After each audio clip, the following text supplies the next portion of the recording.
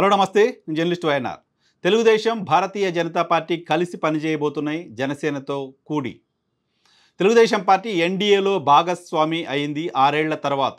2018లో NDA నుంచి బయటకు వచ్చిన తెలుగుదేశం పార్టీ ఈరోజు అధికారికంగా ఎన్డీఏ భాగస్వామిగా గుర్తించాల్సిన అవసరం ఉంటుంది. 3 పార్టీలు జనసేన, తెలుగుదేశం, భారతీయ జనతా పార్టీల ఉమ్మడి ప్రకటన కొద్దిసేపటి క్రితం వచ్చింది. 3 పార్టీల అధ్యక్షుల పేరుతో రిలీజ్ అయిన ఈ ప్రకటనలో దేశ అభివృద్ధి కోసం 10 ఏళ్లుగా నరేంద్ర మోడీ గారు చేస్తున్న అభివృద్ధి కంటిన్యూ కావడం కోసం, ఆంధ్రప్రదేశ్ అభివృద్ధి కోసం 3 పార్టీలు కలిసి పనిచేయాలని నిర్ణయించాయి.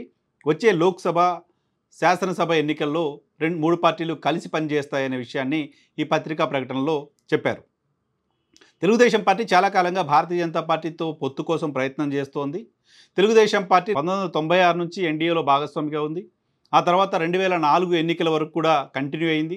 2004 ఎన్నికల్లో ఓటమి తర్వాత ఎన్డీఏకు దూరమైంది. ఆ తర్వాత 2009 ఎన్నికల్లో కూడా భారతీయ జనతా పార్టీతో దూరంగానే ఉండి ఇతర కమ్యూనిస్టు పార్టీలతో, ఇక్కడ బీఆర్ఎస్ పార్టీతో కలిసి ఎన్నికలకు వెళ్ళింది ఉమ్మడి రాష్ట్రంలో.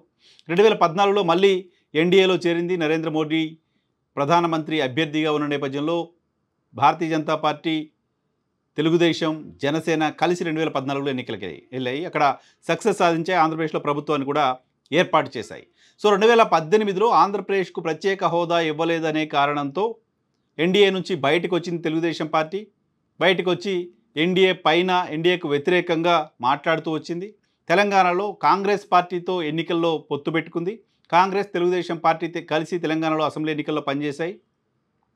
బట్ ఆంధ్రప్రదేశ్ లోక్సభ ఎన్నికలకు వచ్చేసరికి కాంగ్రెస్ పార్టీని మళ్ళీ దూరం పెట్టింది. 2018లో ఎన్డీఏ నుంచి బయటకు వచ్చిన తర్వాత దేశవ్యాప్తంగా మోదీ వ్యతిరేక పార్టీలను కూడగొట్టే కార్యక్రమానికి, మోడీ వ్యతిరేక శక్తులందరినీ ఒక్క దగ్గరకు చేర్చే కార్యక్రమానికి చంద్రబాబు నాయుడు గారు శ్రీకారం చుట్టారు. రాహుల్ గాంధీతో కలిసి అనేక రాష్ట్రాల్లో పర్యటించి నరేంద్ర మోడీకి వ్యతిరేకంగా రాజకీయ పార్టీలను ఒక్కటి చేసే ప్రయత్నం చేశారు. ఆ తర్వాత ఆయన ఎన్డీఏ నుంచి బయటకు వచ్చిన తర్వాత జరిగిన ఎన్నికల్లో ఓడిపోయారు. ఆ తర్వాత ఓడిపోయిన ఏడాది నుంచే భారతీయ జనతా పార్టీతో పొత్తు కోసం ప్రయత్నం చేస్తున్నారు. భారతీయ జనతా పార్టీకి దగ్గర అవ్వడం కోసం ప్రయత్నం చేస్తున్నారు. భారతీయ జనతా పార్టీ గురించి ఒక్క మాట కూడా వ్యతిరేకంగా మాట్లాడడానికి ఇబ్బంది పడుతూ వచ్చారు. ఈవెన్ తెలుగుదేశం పార్టీకి సంబంధించిన కింది స్థాయి నాయకులు, తెలుగుదేశం పార్టీ మీడియా కూడా కొన్ని సందర్భాల్లో భారతీయ జనతా పార్టీని అటాక్ చేసినప్పటికీ చంద్రబాబు నాయుడు గారు మాత్రం భారతీయ జనతా పార్టీ విషయంలో మౌనం దాలుస్తూ వచ్చారు. భారతీయ జనతా పార్టీ విషయంలో టోన్ డౌన్ చేస్తూ వచ్చారు. నరేంద్ర మోడీతో తనకు వ్యక్తిగత తగాదాలేమీ లేవు అనే విషయం చెప్తూ వచ్చారు. నరేంద్ర మోడీని అవకాశం దొరికినప్పుడల్లా పొగిడే కార్యక్రమానికి శ్రీకారం చుడుతూ వచ్చారు. ఎట్టకేలకు భారతీయ జనతా పార్టీతో తెలుగుదేశం పార్టీ పొత్తు కన్ఫర్మ్ అయింది. అయితే ఈ పొత్తు పైన, పొత్తు ప్రకటనకు సంబంధించి, పొత్తు ప్రకటనలో 3 పార్టీల సంయుక్త ప్రకటనలో పొత్తు ఎందుకు పెట్టుకుంటున్నారు అనే అంశానికి సంబంధించి స్పష్టమైన ప్రకటన ఉంది. నరేంద్ర మోడీ గారు చేసిన అభివృద్ధి కార్యక్రమాల్ని కంటిన్యూ చేయడం, ఆంధ్రప్రదేశ్ అభివృద్ధి కోసం అనే విషయాన్ని చెప్తున్నప్పటికీ పొత్తు ఎందుకు బ్రేక్ అయింది అనే విషయాన్ని తెలుగుదేశం పార్టీ ప్రధానంగా ప్రజలకు సమాధానం చెప్పాల్సిన అవసరం ఉంటుంది. సో ఆ బ్రేక్ అయ్యే దానికి సంబంధించిన సమాధానాన్ని ఈ ప్రకటనలో ఉంటుంది అని కొంతమంది మాట్లాడుతూ వచ్చారు. ఏంటది? ప్రత్యేక హోదా విషయం కావచ్చు, ఆంధ్రప్రదేశ్కి కావాల్సిన మిగతా విషయాలు, మిగతా హామీలు ఏమన్నా, వాటికి సంబంధించిన ప్రస్తావన ఏమైనా ఉంటుందేమని ఆశించారు. బహుశా 3 పార్టీల ఉమ్మడి మేనిఫెస్టో ఏమైనా ఉంటే, 3 పార్టీల ఉమ్మడి మేనిఫెస్టో ఉండడానికి సంబంధించిన అవకాశం ఉండదు. ఎందుకంటే నేషనల్ వైజ్గా ఎన్డీఏ మేనిఫెస్టోనే ఉంటుంది.